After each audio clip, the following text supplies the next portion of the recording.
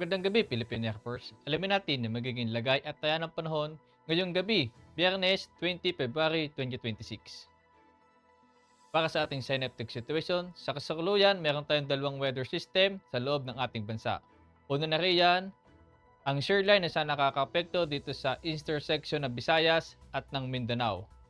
Habang northeast monsoon naman ang saan nakakapekto dito sa Luzon at sa natitirang bahagi ng Visayas.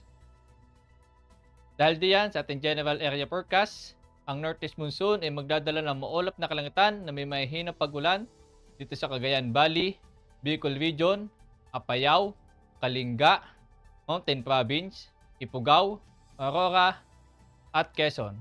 Habang sa Metro Manila, sa the rest of Luzon, the rest of Visayas, ay makakaranas ng bahagyang maulap hanggang sa maulap na kalangitan na may pulo-pulong mahihinang pag-ulan. Dulot pa rin niya ng northeast monsoon. Habang shear line naman ay magdadala ng maulap na kalangitan na may kalat-kalat na pag-ulan, pagkulog at pagkiglat dito sa Mindanao, Eastern Visayas at Central Visayas. Para naman sa susunod na 3 araw dito sa Metro Manila, Cavite, Lipa, Angeles, Puerto Princesa, Calayan Island.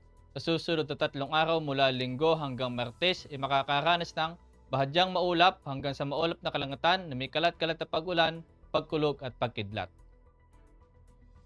At pagdating naman dito sa Mactan at Zamboanga, sa Linggo ay makakaranas ng maulap na kalangitan na may kalat-kalat na pag-ulan, pagkulog at pagkidlat. At pagdating ng Lunes at Martes ay makakaranas ng bahagyang maulap hanggang sa maulap na kalangitan na may kalat-kalat na pag-ulan, pagkulog at pagkidlat.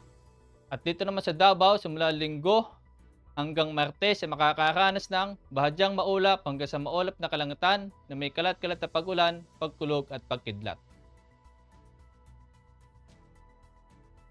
Para sa astronomical information, ang araw ay lulubog mamayang 1802 at sisikat bukas ng 0618. Para sa moon illumination, meron tayong 10% increasing. Para manatiling updated sa lagay at taya ng panahon, i-follow lamang ang Air Force Weather Center sa aming social media accounts. Sa ngalan ng aming commanding officer na si Colonel Alvin John Q. Godor, PAP JC, ako si Airman 2nd Class Ever C. Amasona, your weather broadcaster ng Air Force Weather Center. Muli, magandang gabi, Philippine Air Force.